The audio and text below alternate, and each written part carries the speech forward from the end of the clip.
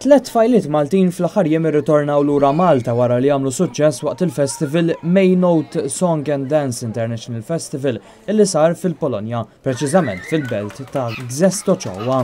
Kollox f'dan il-festival ħadu sem 131 kantant u kantanta maqsuma fi 3 kategoriji fejn Malta kienet rappreżentata minn 3 kantanti.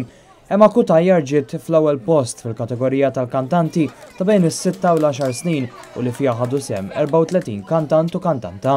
Kien nipprepara lija xi xarejn għax ma kontx naf kmieni ħafna, imma xi nirbaħ ħassejtni ferħana.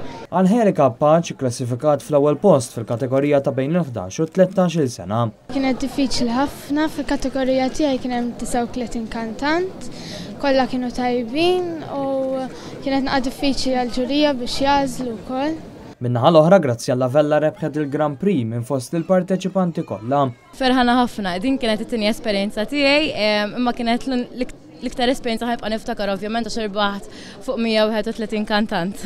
Minn 131 parteċipant kienu 29 li għaddew għas-semifinali bil-kantanti Maltin kollha akkumpanjati mill-għalliema Priscilla Giordano b'sajla. Kienet sorpriża li nerbħu minn 5 kategorija rbaħna 3 u barra rbaħna 3 kategorija rbaħna wkoll il-Grand Prix naħseb. Riżultat kbir enormi. Il-ġurija kienet komposta minn 7 membri ġejjin mill-Polonja, Malta, l-Ukrajna, ir-Rumanija, ir-Russja, l-Estonja u l-Moldova.